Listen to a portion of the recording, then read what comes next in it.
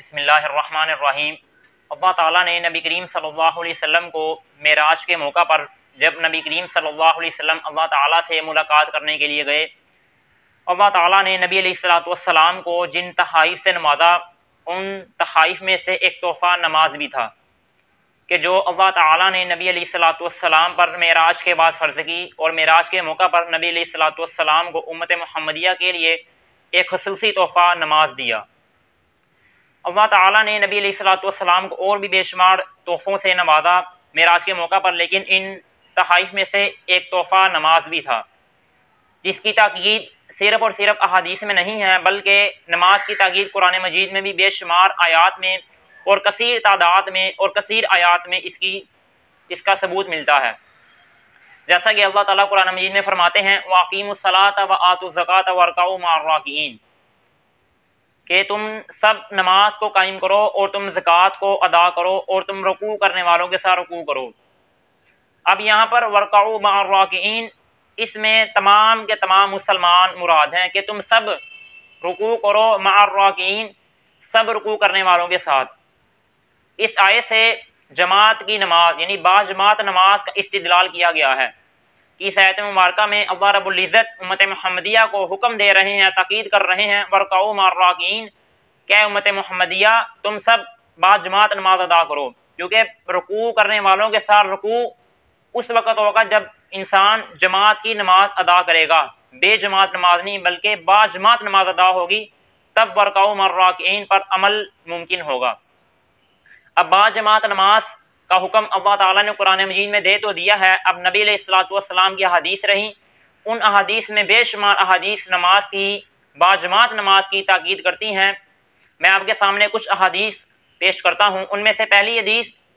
یہ حدیث جو میں آپ کے سامنے بیان کرنے والا ہوں، اس میں نماز کی جماعت یعنی باجماعت نماز کا حکم بھی دیا گیا ہے، اور اس کے اندر وہ لوگ جو باجماعت نماز ادا نہیں کرتے ان کے لیے وعید بھی ہے۔ حضرت ابو ہریرہ رضی اللہ تعالیٰ عنہ یہ راوی حدیث ہیں، صحیح بخاری صحیح مسلم میں یہ روایت ہے، وہ بیان کرتے ہیں کہ نبی علیہ الصلوۃ والسلام نے فرمایا لقد هممت ان آمر المؤذن فیؤذن، کہ میں چاہتا ہوں کہ میں مؤذن کو حکم دوں کہ وہ اذان دے، پھر میں ایک آدمی کو حکم دوں فیصلی بالناس، تو وہ لوگوں کو نماز پڑھائے، پھر میں اپنے ساتھ کچھ لوگوں کو لوں اور میں چلوں اور میں لکڑیوں کا جمع کروں اور میں ان لکڑیوں کے ذریعے سے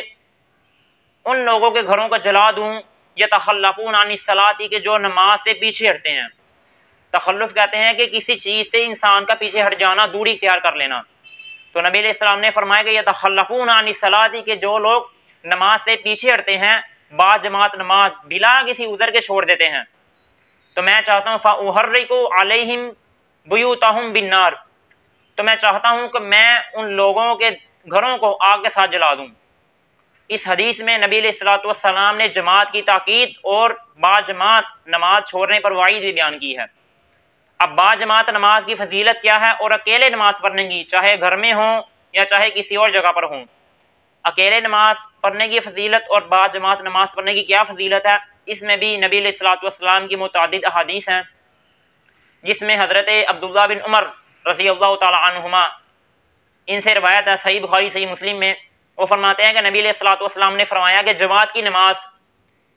اکیلے پڑھی گئی نماز سے 27 درجے زیادہ بہتر ہے۔ ایک شخص اکیلا نماز پڑھے اور ایک شخص جماعت کے ساتھ نماز پڑھے، تو جماعت کے ساتھ پڑھی جانے والی نماز 27 درجے بہتر ہے اکیلے نماز پڑھی جانے والی سے۔ اور اسی طرح حضرت انس رضی اللہ تعالیٰ عنہ، یہ بھی راوی حدیث ہیں، یہ فرماتے ہیں کہ نبی علیہ السلام نے فرمایا کہ باجماعت نماز یہ اکیلی نماز سے 20 درجے 25 درجے زیادہ بہتر ہے۔ حضرت عبداللہ بن عمر کی حدیث میں 27 درجے کی فضیلت ہے، حضرت انس کی رضی اللہ تعالیٰ عنہ کی حدیث میں 25 درجے ہیں، اور حضرت عبداللہ بن مسعود رضی اللہ تعالیٰ عنہ، ان کی حدیث ہے مسند احمد میں، وہ بیان کرتے ہیں کہ نبی علیہ السلام نے فرمایا کہ جماعت کے ساتھ پڑھی جانے والی نماز اکیلے آدمی کی نماز سے 20 درجے بہتر ہے۔ اب احادیث میں 20 درجے نماز، 25 درجے نماز، 27 درجے نماز ہے،